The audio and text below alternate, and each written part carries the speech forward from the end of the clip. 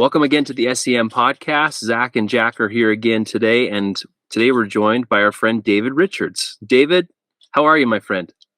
I'm fine. Good. What part of the world are you calling from today? So... Oh, you're not camera shy. Come on. You'll warm up, I promise. I conceal my emotions very well. What part of the world are you calling from today? I am calling from Exeter in Devon, which is in the southwest of the UK. I'm originally from the southeast, so I'm originally from Essex. Nice. Very cool. Well, format for the podcast, we'll talk about, your life prior to coming to Scotland and any experiences of getting your mission call. Then we'll jump over and talk life after the mission. Then we'll go back through and reminisce. So I'll turn the time to you, David. So you want to start with life before a mission? Yeah. I don't know. It feels kind of weird because while I was on my mission, I almost felt like I couldn't remember my pre-mission life. It was like the whole fourth discussion. It's like, we do not remember our pre-mission life, but our earthly fathers have revealed important truths to help us understand his plan for us. It was almost like a shadow. And in very real extent, while I remember now my pre-mission life, while I have obviously inherited a lot from that person, I really feel that the person I am now was kind of born in the mission field. Obviously there's a lot of things. I gained the testament of the gospel long before I came on a mission. That was an experience.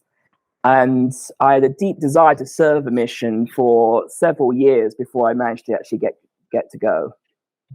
So it was the culmination of a lot of hopes and dreams, really. I had a deep desire, a deep feeling of duty to go on a mission. And so I was very excited when it finally happened.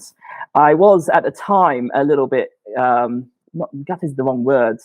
The last film I saw in the cinema was Fellowship of the Rings, which was great, fantastic film to send me off.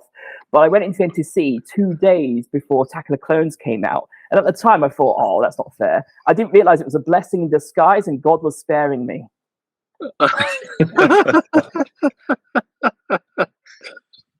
Oh man, that's pretty good. So timeline wise, when did you enter the MTC, and thereabouts when would you have come home? I entered the MTC on the 15th of May 2002, and I got home for my mission finished on May the 19th 2004. But between sort of traveling around Scotland a little bit and then coming home, I actually got released kind of like a week or so after that. Okay, very nice. Well, then take us to May of 2004. What have you been up to since you've been home from your mission? It's both, on one hand, kind of complicated, but on the other hand, also not actually a lot happening in some respects. Like in some respects, my life isn't entirely different from the way it was in late 2004. So I got home, obviously had to experience adjusting, and I didn't really adjust while I was staying with my parents for a couple of months. But I ended up, once I'd worked out what I felt I needed to do, I swiftly applied to university. And then I moved to London, where I studied Hebrew and religious studies at the School of Oriental and African Studies. That included a year of study in Jerusalem as well. So I lived out there 2006, 2007. And then after that, I kind of wanted to quit academia and get a real job, but was persuaded by the man upstairs to keep going. So I did a master's in Islamic studies. After that, I tried to get a real job yet again and was foiled in my quest. And then began a PhD on the Book of Mormon and its relation with the Bible. I concluded that and submitted my thesis, but then there was some shady business around. My examiners did not give the examination it really required. It was an unfair assessment. And so they outright failed me, and I wasn't willing to do what they wanted me to do. So then I had to look for a new career from about 2017 onwards. I tried to retrain in the planetary science of astronomy in London again. But then due to COVID, that became a very expensive YouTube course, and that wasn't really working out. But I also, I guess because I have done a lot of writing, I ended up publishing for myself my own thesis. So I started writing more creatively. I've started writing fiction. And at the moment, I pay my bills via Royal Mail, who I work for. And at the same time, I'm trying to write books. Wow. What a journey. Goodness. And what about family? I wish I had a family. Okay. Very So good. yeah, it's just me. It's all good. It's good in good time, right? Some things Well, got to wait a little bit longer for, right?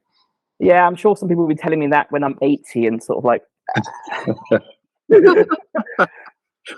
Oh goodness. Well, good. So your published thesis, if people want to find it, how can they look for it? It's available on my blog as a free PDF, but it's also available as a Kindle book and as a paperback and as a hardback. And you can get it on Amazon. And it's called The Book of Mormon and Its Relation with the Bible. It's a one-seal title. It does what it says on the tin. And Wow. so fairly Sounds accessible. pretty interesting. I hope Yeah. so. That's really cool. We'll definitely check it out, and we'll share it with the masses. We'll see. Well, good. Well, take us back to May of 2002. You can start MTC, or if you want to jump straight into Scotland, you can. But carry on with your mission experiences. The MTC doesn't quite feel. I don't know what everyone else's experience was with the MTC, but mine, I really enjoyed it at the time. But then compared to the rest of the mission, it doesn't quite feel so consequential. It's just these 3 weeks. I mean, we obviously learned the discussions as they were at the time. I guess the biggest thing I learned in MTC was how to speak at church. Like, speaking at church has always been a challenge for me. I actually, not that long before my mission, had been asked to speak in sacrament, and I was on the stand and I froze mid-talk, and I had to be escorted down from the stand. So obviously there's a little nervousness about all of that.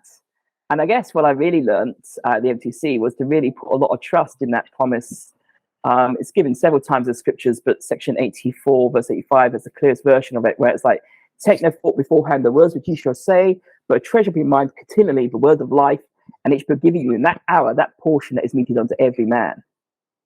So I learned to trust that promise. There were some good people in MTC.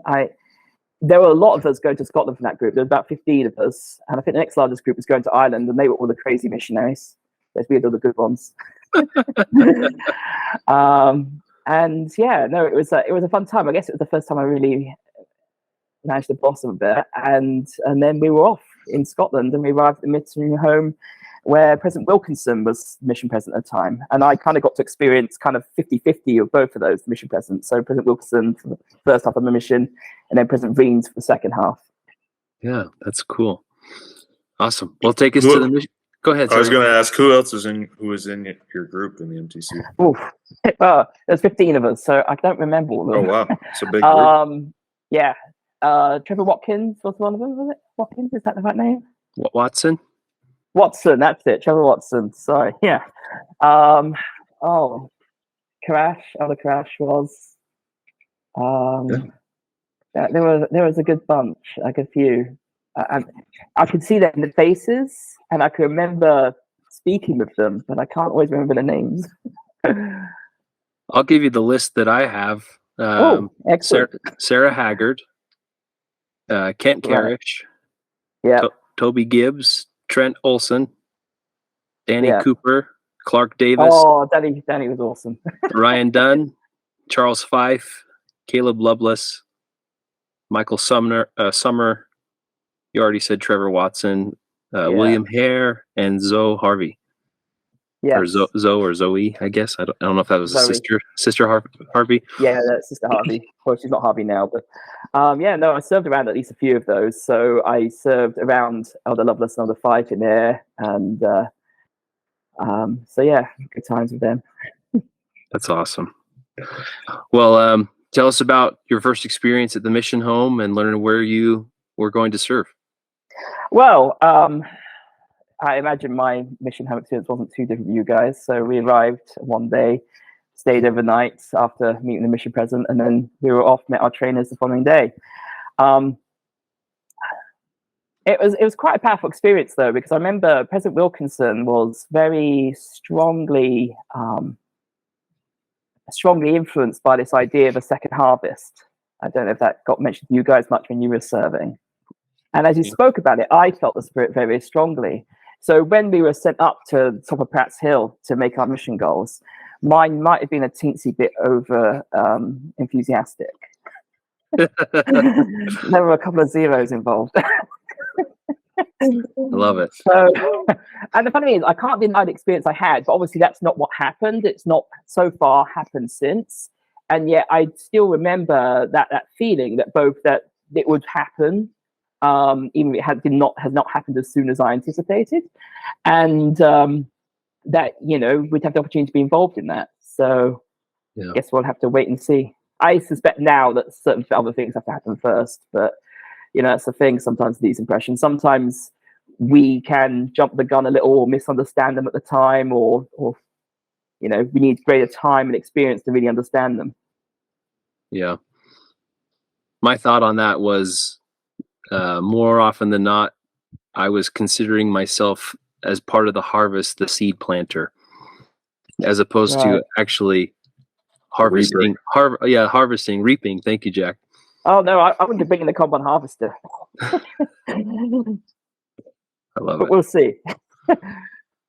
And then yes, I got my trainer was Elder Wolstenholme, who's from Utah, and then my first area was Glasgow City Centre, which was eye-opening in lots of different ways. How so? Well, they were pushing body parts out the Clyde when I arrived there. Oh my gosh. So it covered some of the roughest parts. We had Springburn and all sorts of other areas in our area. And it's funny because people think of the UK as one country. And in many ways it is. There's obviously commonalities. And so when you are called to serve from Scotland, from England, it's not necessarily seen as a foreign mission. It's like being similarly being sent to like Leeds or Manchester or something. Right. But I really appreciate just how foreign a land I was in, just like the first week I was there. So I remember that I arrived in Glasgow that sort of evening, and Elder Wolstenholme and I rushed immediately to a discussion that we had that he'd already set up with a guy named Bonko Naduba. We had to have a translator there because he only spoke French. Wow. But in those first couple of days, I remember being on the bus, and we got on the bus, and the bus is traveling along, and I see a guy smoking on the bus, and I look at him, and I look at the non-smoking sign, and I'm like, what's going on? Because things have changed now, but where I grew up, people obeyed the law. And then I look at the bus driver, wondering why he's not stopping him, and there he is puffing away as well. And in the space of the first few days, I saw like an 8-year-old or something walk into an off license. We went into streets where every window had steel sheeting over the windows, and there were burnt out cars and furniture moving across the place. And it was like, this is somewhere in the Middle East or something. So a lot more alcohol. There you go. So yeah, and then I remember the very first Saturday I was there, because there was suddenly these drums early in the morning, and I look out the window and it was an Orange March, and I had never come across anything like that in my life. And I guess it's only going there and living there I appreciate to what extent that the southwest of Scotland is kind of like just an extension of Northern Ireland. And there's a lot of the same sort of phenomenon going on. And again, that was quite eye-opening. It's quite the first Saturday wake up. Oh yeah. It was an interesting first week in terms of culture. Yeah. Wow. How long were you with your first companion? So I was with Elder Wolstenholme for 3 months, and then I got moved up to Elgin on the north coast of Scotland. So it was a bit different. I mean, Elgin wasn't too small. It was about 30,000 people, which is kind of what I grew up with. But obviously the area was quite barren and remote. And so I served there with Elder Nye for about 3 months, and then with Elder Erickson, I think it was, for about 3 months. And that was an odd and barren time. Elder Nye was near the end of his mission. I trunked him out, and he was quite focused on that end. So we did all sorts of interesting things to make the work a bit more interesting. We tried farm tracting, kind of hoping that, like Wilfred Woodruff would knock on one farm and end up baptizing 400 people or something. It didn't work out. But we had some fun experiences like that. I got electrocuted on a fence in a farm somewhere while it was pouring down with rain, which was the most physically painful experience of my life. Oh boy. Then the Great Flood of Elgin happened, where, well, I mean, it was a couple of things. So we were due to move our flat in Elgin. And then we got ejected a lot quicker than we were expecting because the senior couple of the mission home got 13 mixed up with 31. So we ended up finding out in 24 hours that we had to move from our flat basically immediately, and we were homeless. Oh my god. So we managed to store mission stuff in a shed kind of attached to the Little Elgin Chapel, which looks like a chapel sawn in half. And we actually ended up staying in the bed and breakfast for a couple of weeks before the new landlord let us move in early. The furniture hadn't arrived yet, so we were just kind of sleeping on the floor, which felt me, it allowed me to feel that I could look some of those ancient mysteries a little in the eye, a little bit. And I noticed, so the flat we moved into in Elgin was a ground floor flat 10 feet from the river.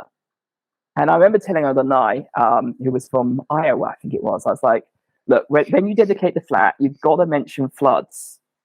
Because I'm from Essex, we know about this, there's flooding.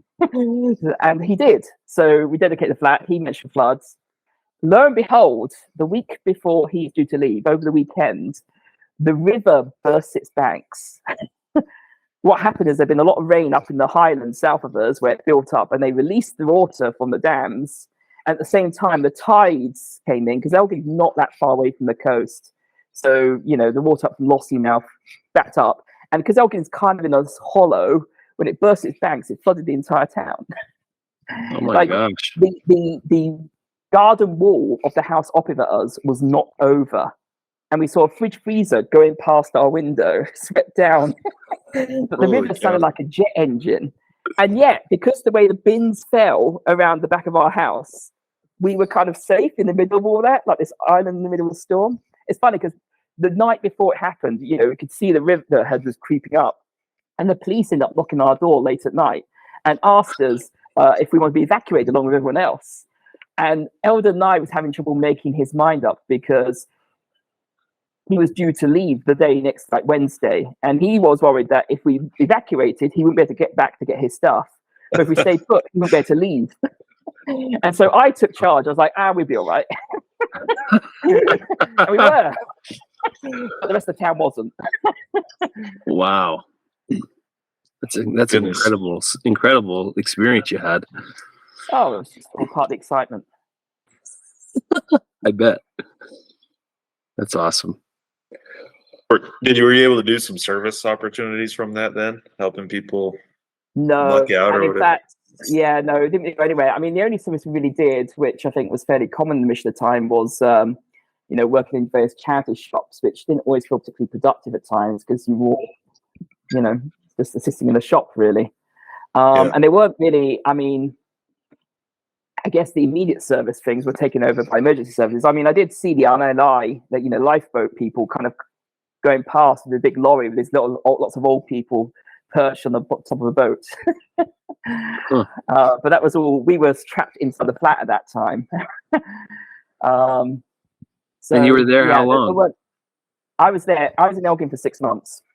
I'm saying with the flood, how long were you trapped inside? Oh, it was only, the waters receded in 24 hours. So it was short and quite violent, but then the waters dropped away very quickly.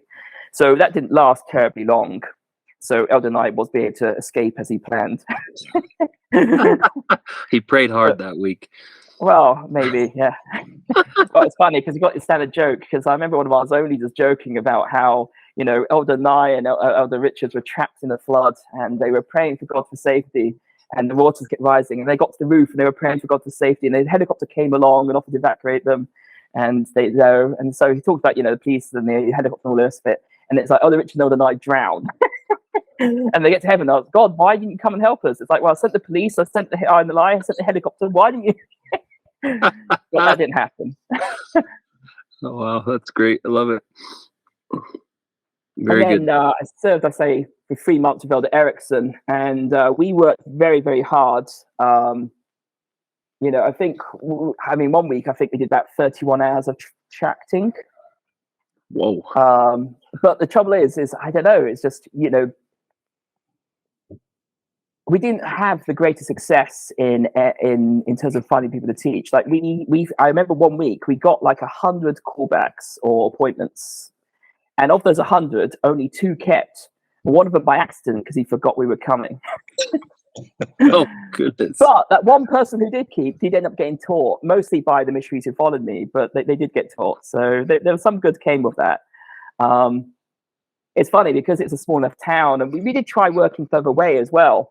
But there were doors I definitely went round for the second time, and some of them recognized me. And I was like, yes, no, have you changed your mind? The floods did not change people's minds. Oh, that's awesome. Very cool. All right, where did you go from there? Well, then I went south to Ayr, and it was like moving to a different country because I spent the winter up in Elgin. So obviously it got dark very quickly. I remember people screaming at me at 4:45 in the afternoon about, why are you chapping so late at night? And it'd be like, 4:45 in the afternoon. What was I supposed to do? And, I remember that, being on the coast at Lossiemouth there, where, we had hail coming off horizontally off the sea, and knowing as I looked out of that black and rolling ocean that the next landmass was Siberia. And then we moved 200 miles south to Ayr, and the weather changed at the same time. And I felt like I'd moved to Spain. So I went to Ayr, it was sunny and hot. It was like a completely different country. And Ayr was fantastic. I loved Ayr. The ward was really welcoming. It was fantastic. The missionaries I got to serve around, I had a lot of fun with. I served with Elder Thomas for about 6 weeks, only a very short period of time. I think I probably annoyed him, but I enjoyed that time together. And I remember one time we were tracting, and so this is like the spring of 2003, and so the Iraq War kind of became an issue for American missionaries, especially. There's a bit of anti-Americanism going around. Yeah. And we knock on one door, and this lady comes out, and she starts ranting about Americans. And I go, oh, but I'm English, and my friend here is from South Africa. And she went, South Africa? That's even worse! And slammed the door. And Thomas was like, what do you say about my country? And I was just killed over laughing, to be honest. It was all the fun. Oh, goodness. But we had a lot of fun experiences there. I then served for 4.5 months with Elder Turvey, also in Ayr. Elder Turvey was a fantastic missionary. He happened to mention it. Well, actually, I think both he and Elder Thomas mentioned this in the podcast. I don't have the greatest social skills. I wasn't aware at the time. I actually have high functioning autistic spectrum disorder. So I'm a bit socially retarded at times, and I think I had other strengths. But usually found people to teach. But within a week of Elder Turvey arriving, I noticed that our teaching pool had mysteriously changed from a fairly balanced demographic into being composed principally of 20-something single mothers. Because he was just a naturally flirty guy. He wasn't doing it deliberately. He wasn't like breaking any rules. He just was this very charismatic person that mysteriously all of a sudden the demographic found quite attractive. Oh, that's amazing. It was. But we had a lot of fun events, and we had a lot of success in there. We taught quite a lot of people, I believe, because in many respects, I mean, it wasn't, I wasn't working any harder than I'd done in Elgin. And I don't think my companions were working in harder than those companions. I think I got on quite well with Thomas, and especially with Elder Turvey. But I think we were particularly blessed because the ward was ready to receive the people, and they were working really hard at it too. So, some of the clearest examples of guidance that I had on my mission were in there, where Elder Turvey and I'd be out working along, and then suddenly we'd both get the prompting to go to a particular bridge at this right now. And we'd meet on, and cool stuff would happen like that. But then we had also a lot of crazy stuff too. I think he mentioned we went on a lot of exchanges with some of the young men in the ward, and that was fun. And had some fun experience like that. There was one time I chatted into a dude who I'm 99% certain was actually possessed. Oh boy. And then there was another time I knocked on the door, and this young lady opens the door, and she says, "Oh, you look a little different." And I'm a bit bemused by that. I'm like, "What's going on?" I'm confused, and so I just introduced myself. I'm like, my friend and I from the Church of Jesus Christ Latter-day Saints, and she starts giggling, and I notice she's got another young friend in the background who's also laughing a bit. But it's quite clear, obviously, not particularly receptive. So thank them will go by. And as I'm walking away, Nathan, I think it was with me, was like, "Oh, the Richards, you do know what they were, don't you?" And I'm like, "No." It's like, "They're prostitutes." And then we pass this man walking up the stairs. It looks a little sheepish, passing us, who I guess was who they were expecting. And then there was another time we knock on one door, and it's Elder Toby's door, and he takes it, and it's kind of midday, and the guy says, "Oh, sorry lads, I'd talk with you, but I've got to go to work." And Elder Toby's like, "Oh, what's your job?" And he's like, "I'm a drug dealer." And he wasn't joking. Oh boy, I didn't know that people like that had to go to work. Well, I guess they got to make their money. Got to be very self-motivated. It's it's your business. Fair enough. Yes, entrepreneurs, right? Oh goodness. Absolutely. Wow, that's really fun. Oh. So from there, where'd you go? From Ayr, I went to Hamilton, which I was at for 7.5 months. Wow. And that was, I guess, quite a different experience. That was back into the Glasgow Triangle. And I spent my first 3 months serving with a trainer, and then 4.5 months with Elder Deaton. Okay. It's not quite sure what to say about Hamilton. it was, I guess there was a lot of, I guess what was funny for the first time, I guess, when I got to Hamilton, I really felt quite sad, and I didn't know why I felt sad. And eventually it worked out that what I was feeling for the very first time in my life was homesickness. I never had felt that with where I'd come from. And so I guess, I felt so at home in Ayr that it was quite a thing to miss it. And I guess that kind of coloured some of my initial experiences of Hamilton, that I was, I guess, I wouldn't quite call it Ayr home, but, that was that sort of feeling. And, so we tried to work hard. We were blessed to teach some good people there. And the ward, it was difficult first, I guess, to bond the ward, because I'd say the ward in Ayr was very supportive missionaries, with great with us, with me and Elder Toby, and Elder Caleb and Elder Lovelace, not Elder Lovelace, Elder Brown, sorry. That was a fantastic time. But then there was just a pair of us in Hamilton, and it was a ward that had quite shrunken. So it'd been large in the past, was only about 40 strong when we got there, and very demographically orientated towards the older age groups. Like they lost like an entire generation of youth. And also they were a bit wary of missionaries to some degree. And I remember working out what that was after eventually working out, who's been baptized the last 10 years and tried to visit all those people, to realize that a number of them really shouldn't have been baptized. Like they weren't accountable or ready. And it was like, oh, I see. And so I guess previous missionaries, some of them hadn't necessarily been a place where they've been able to build up that trust with the members. But I think we got there in the end. But my health kind of broke a bit in Hamilton, and I ended up getting quite ill with some sort of respiratory illness.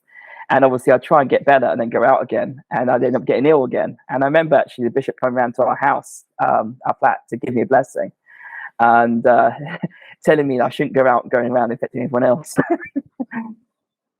Wow. But yeah, Hamilton also, there was something about the rain. It was really weird. Like, I mean, obviously Scotland, particularly in the west, has a lot of rain. But I think in Hamilton it was like acid rain. So you'd be out working and it would be raining heavily, and then you'd have like 5 minutes of almost like maybe even a minute or so where suddenly it was like a power shower, and it'd go through everything you're wearing, no matter what coat you're wearing. So we had, multiple suit days. But what you'd find is that your skin would itch and the shirts would become discolored. Oh, wow. So there was something in the water there. We worked hard, but we also had some fun times too. Elder Trainer and I tracked it out at Hare Krishna Monastery because it was there. So we went there. It was an interesting experience because there was something amongst their idols, and they were an odd group. I mean, they were friendly enough, nice enough, but they had a lot of orphans from Eastern Europe, which was kind of an odd thing. And then they gave us these like baked goods that I was a little suspicious of. So we tried to pass them on to the zone leaders, but they wouldn't take them, unfortunately. So. That's pretty good. So, having had conversations with Joel Trainer, you must know the famous Winifred Terrett from Hamilton. Oh, absolutely. Right? Yeah. Winifred is a great lady.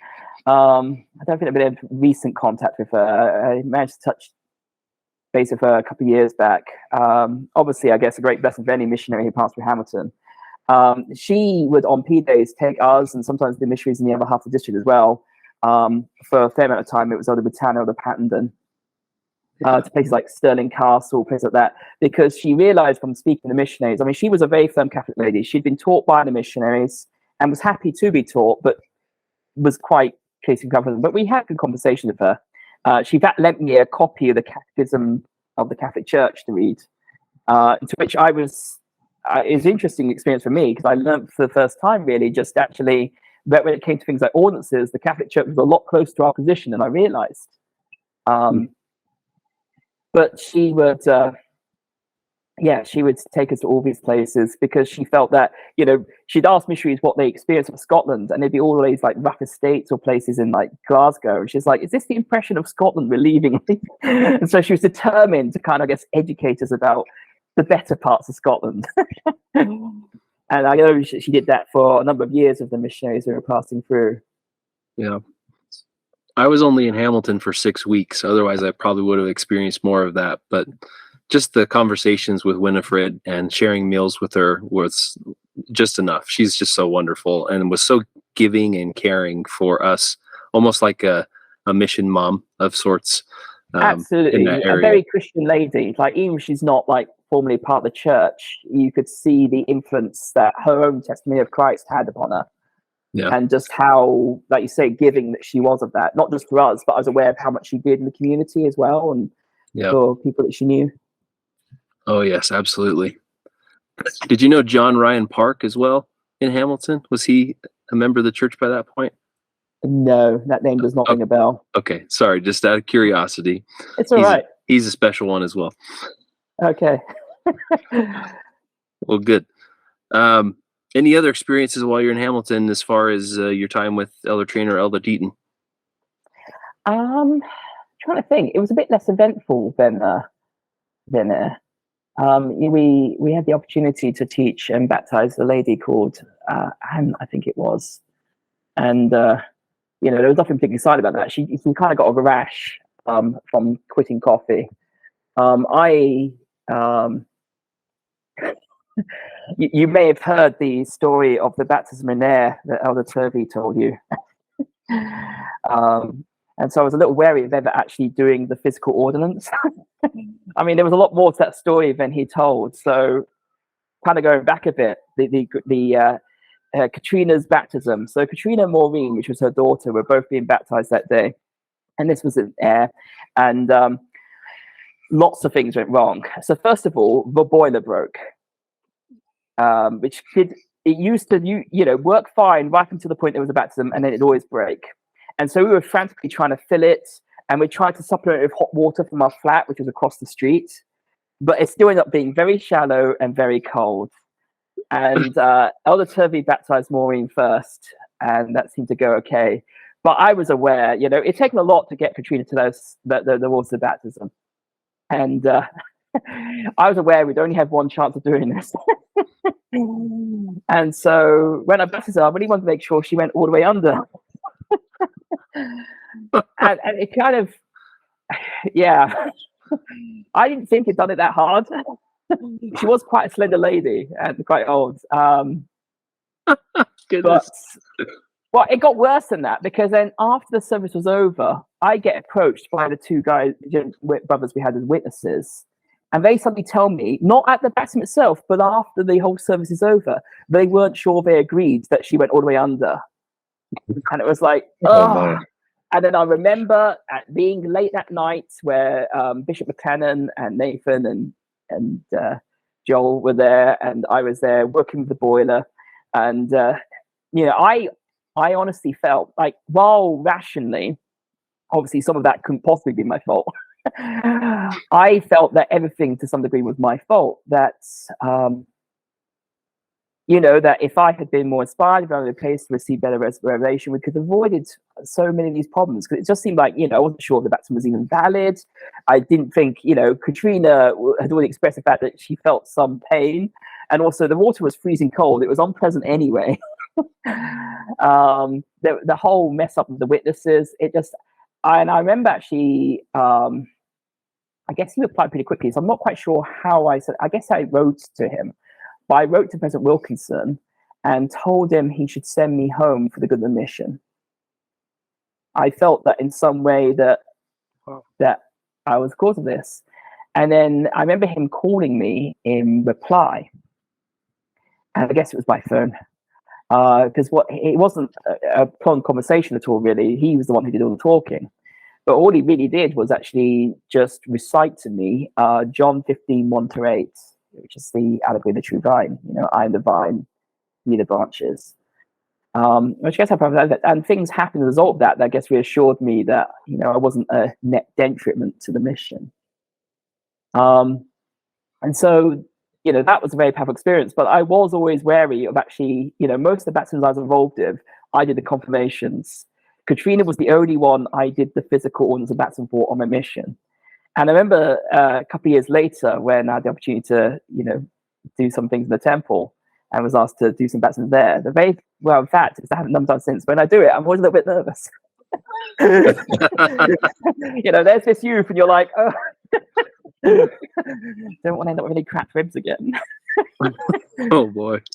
So in comparison, Hamilton was just, I guess, a lot grindier than that. There weren't these crazy experiences happening so frequently, and we didn't quite get the same level of inspiration. But, we still tried to work hard. We still had to make good teaching experiences with people. It was very tiring. There was a lot of work that I had to do personally. And so I think that played a factor in my health kind of breaking a bit. But the missionaries we got to serve around, though, were amazing. It was good fun serving around Elder Britannia, Elder Pattendon.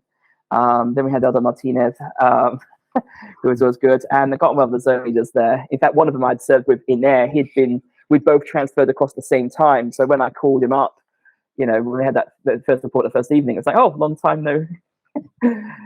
So, I guess that Motherwell zone, I guess, had the zone leaders I served with did a lot to promote unity amongst the missionaries that were in that zone.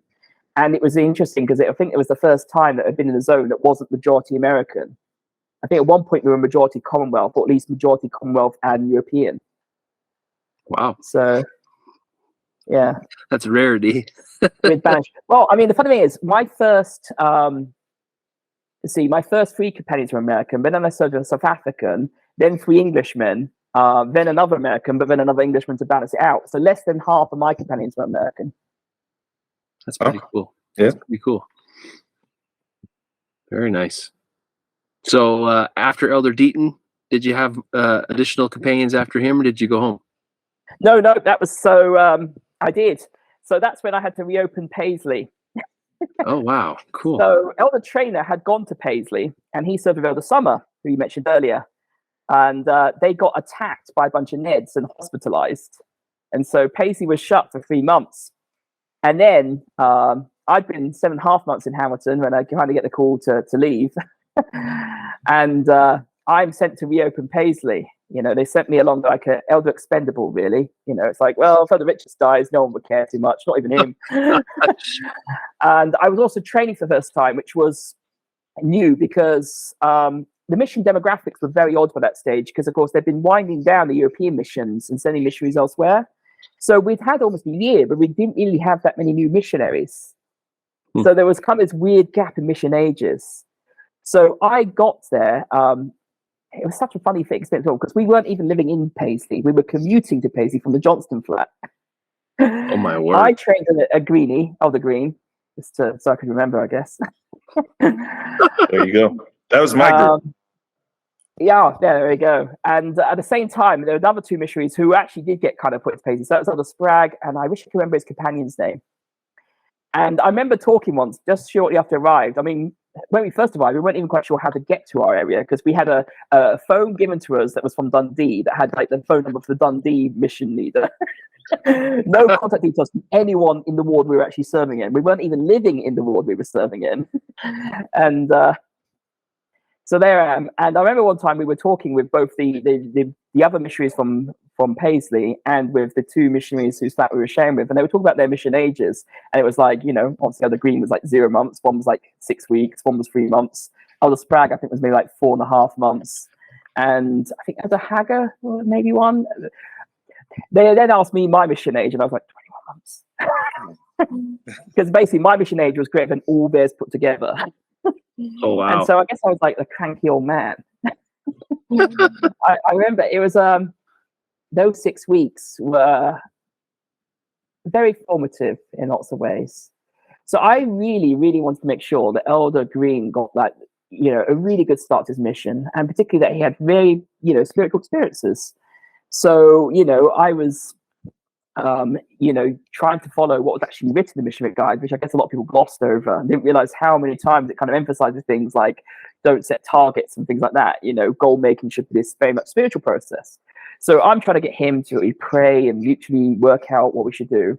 And then I'm having the zoners at the time saying, we think your goal should be this number of discussions. And I'm like, and it's funny, at the time, it felt like there were a number of things happening, but it felt like the mission drifted through this very number monkish phase, where there was a lot of emphasis on, you know, zoners always giving out targets, this idea that if you have a faith, you could teach 20 discussions, you could teach 20 discussions. And I was kind of pushing back against this. It felt wrong to me, but I wasn't sure. Is it just me being a cranky old man? You know, the whole, you do kind of feel that way. And at the same time, I knew I was trying to do the right thing by Elder Green in terms of like, you know, that's not how I even taught how to do this. But it left a lot of internal vexation and some shouting matches with zone leaders. And then I remember distinctly that Sister Vreens once was asking us in a zone conference. She was like, well, you know, if the apostle was here, would you have any questions for him? And, you know, we're like, oh, yeah. She's like, well, General Conference is coming up. And she said, I tell you, if you prayerfully to do a question and take it to the Lord, it will be answered at General Conference. And so I did. And a lot of it centered around all these issues that were going on, but particularly this whole thing about faith. And there was a wonderful talk at that April 2004 General Conference called But If Not. And I don't actually remember the name of the speaker. It was like member 70. But I remember the talk.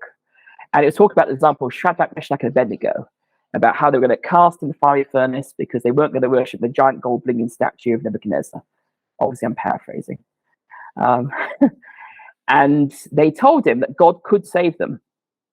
But if not, they still would not worship the idol, they'd still serve God, even if they were going to burn to death. And the point of the talk, and the answer to my question was, that was faith. Faith wasn't this idea you could dictate to God what was going to happen. It was you would accept whatever God gave you, whatever happened, and accept it was right. And that helped in so many ways, because then I just knew I just needed to stick to doing what I knew to be right. And it would all work out. And it was actually wonderful, because I also got to see how, I guess, the Lord set his own ark. That whole phase the mission passed through got fixed. You know, everything got steadied. Not by me, not by anyone trying to steady the Lord's ark, but it got sorted out. And it was just wonderful to see. But at the time that was all happening, it was a cause for a lot of worry, because of course you always got this worry: am I the one who's out of place? Am I doing it wrong? And I guess that dominated it. And the thing is that what I didn't know, and what the APs did not tell me at the time, and I gently chewed them out afterwards for this, was that we were only sent there for just a short while in Paisley to kind of pump up the teaching pool for the other two elders. So we were only in there for 6 weeks, and they knew that, but they didn't tell us until at the end of the 6 weeks. It's like, oh, you're going. And I'm like, what? Because I had gradually really built this teaching pool up, and it was fun. We had a lot of our teaching pool in Paisley ended up being Chinese people, students at the University of Paisley, but a lot of them didn't speak English that well. And at the time, I mean, I wouldn't even trust them now, but at the time I would not trust Babelfish to translate the discussions of the gospel. And so I taught myself the Chinese numbers and the Chinese names for the books in the Book of Mormon, so we could kind of teach them through verses of the Book of Mormon. That's cool. And we had some good experience with those people because a lot of them were Buddhist, and they were keen to share with us as well. So they invited us to this Buddhist meeting, and so Elder Green and I went along. And it was quite funny because the guy actually teaching the Buddhist meeting was this Scottish dude, and I don't think he was happy to see us there and got a bit grumpy with us. But the fact that we went along and were willing to learn, I think, had a great effect on, the willingness of the students to listen to us. They'd shown that, I guess, we would show respect and be willing to learn, and so they were willing to do the same with us. That's great. That's the key, right? In some of those instances, is there's a level of trust that comes from you saying, "Sure, I'll go with you. I'd love to listen and learn and find out what that belief system is, so that I can, do what I need with that information." Well, it's how I successfully gave a Book of Mormon to Jehovah's Witness too. It was a swap. He really wanted to give me a pamphlet. I was like, "Oh, swap." And he really pushed me and said, "You can always give it back to us when you see us later." It turned out not to ever meet us, but yeah, you share a basic level of respect and willingness to learn, and there's some common human decency, and that can open doors. Yeah. Agreed. And then for my last 6 weeks, I served with Elder Quick. Sorry, I think it was Martin now. He's the one, I guess, of the missions I've served with. There's some that I've been able to maintain some contact with. There's some I've had intermittent contact with, and I wish I could have had more. There's some, just like there's people that we taught in Scotland that I wish I still had some contact with. But I still keep touch with Martin Quick on a number of occasions. In fact, I need to give him a call sometime soon. And we only served together for 6 weeks, but it was a good and fun 6 weeks. It was tough because obviously in that final 6 week slog, you need to obviously keep yourself motivated. And also, I was terrified of the end of my mission because just like I really couldn't remember before my mission life, the end of the mission was approaching like death. I couldn't see beyond it.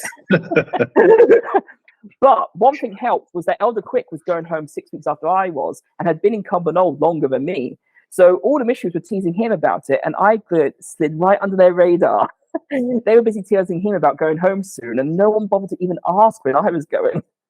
It was good though, because both Elder Quick and I guess for a lot of our mission, I'd trained once, but there were a couple of missionaries where I was like their second companion, almost retraining, and he'd been in that same situation too. He'd actually trained a couple of times, which was quite unusual considering the lack of new missionaries we'd had for a while, and had also, in a sense, worked with a lot of young missionaries a lot. And so having a companion that we could fully rely on was an interesting experience for both of us. There was times when, we obviously both had very firm opinions on what we should do. And that led to a couple of clashes, not serious ones. But I guess I had the benefit of, really learning how to resolve issues in a companionship. Because, you're stuck with someone for 24 hours a day. As you guys would know, it can be rough. I know I'm not the easiest person to get along with. In fact, I remember one time, like I say, Elder Turvey and I tend to get on quite well, but I remember one time where we had a disagreement and we got furious with each other. And we ended up sitting down in this park glaring at each other. Until eventually I was like, right, that's it. We headed back to the flat and we ended up digging out the missionary guide, and I had us read each, alternating the paragraph of the section about how to work as companions, how to resolve disagreements. And the funny thing is, by the time we got to the end of that section, finished reading it, we were both just like, I'm sorry, dude. With Elder Quick, I guess I learned from those experiences. And so I learned to, depersonalize a lot of that. So you just like, rather than you're doing this, it's like, well, this situation makes me feel like this. And so we both had to learn how to compromise. But it was great serving with him. He was a very good missionary. And I kind of really, it helped me that last stretch. I did leave a parting gift though.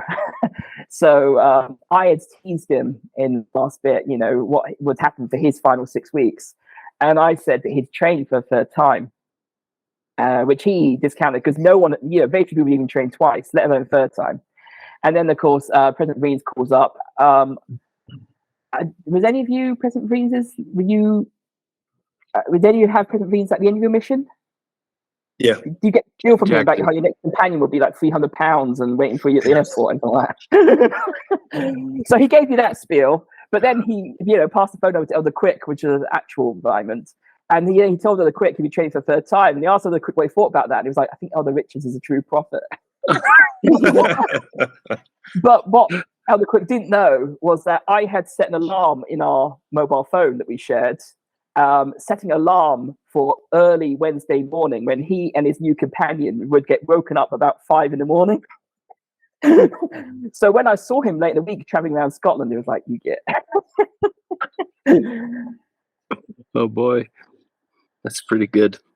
Fantastic. I came into Cumbernauld after he trained his last 6 weeks. I replaced Quick, came into Cumbernauld. So that was, I served with 2 of his greenies. Oh, right. So Elder Quick is my grandpa, right? He trained my trainer. Oh, right. There you go. Small world. Cool. Yes. I love it. Well, David, do you have any specific experiences? You've shared a few with regards to the Vereens and the Wilkinsons. Did you have any others that you can recall with your time with them? Both of them, really. I guess for me, the experiences I had with them both were very, well, with them and their wives were very special. I did not get the chance to serve around them very much. I spent half my mission in the Glasgow area. I was never around the mission home, never in Edinburgh, where I understand, they have a lot more contact with them. But for me, it was, some of us don't always have the best relationship with our parents, and we don't even know what that looks like. And so suddenly you find yourself the ersatz parent, but it's different, especially maybe, there's certain things haven't been ideal. And I remember Elder Wilkinson, President Wilkinson, was always very, very energetic. In fact, it still was when I met him some years later, back in 2014. And I remember once, it was when I was serving in Elgin, and I was in an interview with him. And I guess he was giving a bit of a hard time because he felt that at the time, I guess my mission companion at the time had expressed some concerns, and he was going to them in. And I ended up crying, and it was like, "Oh, you're a perfectionist, aren't you?" And I sort of nodded. And I was like, "Oh, how can I make this right?" And I guess that was an interesting experience then. And like I said, I already mentioned the phone call I had with him. President Vreens was quite interesting at first, because I think at first he didn't like the English missionaries. Like, I think he didn't know quite how to, the cultural difference between them and the Americans. He wasn't quite sure what to make of at first.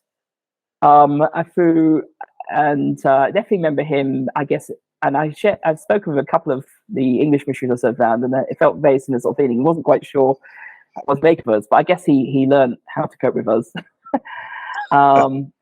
He was a big man in a lot of ways. I mean, obviously, like height, but he had a big heart. I guess what I really remember for him is just the love and affection he had for us. And there were so many times when I can remember some of the things he'd do as well. I remember distinctly, for example, he'd heard this rumor where people talk about how the white handbook doesn't break but does bend.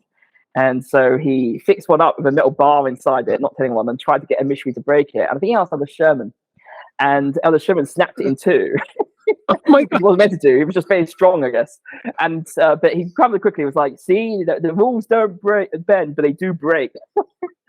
But he also was a great advocate of us using our common sense. So I remember, there'd always be concerns about, how do you keep certain mission rules? The single system rule was always difficult sometimes because you couldn't always rely on having members for joint teachers. Yep. And so you regularly get questions about this sort of thing. And he was like, "Well, the good Lord put that thing between your shoulders for a reason, elders." And, for that sort of thing, for example, we talk about, if it's like a 70-year-old woman, you should be all right. If it's like a single woman in her like 20s or 30s, you need someone else there. Use a bit of common sense. And likewise, I think I spoke a bit about how I guess I saw the mission sort of change course down. And he was a big part of that. It takes a big man to, I guess, admit when certain things haven't been right. And he did that, but he did it in such a loving way.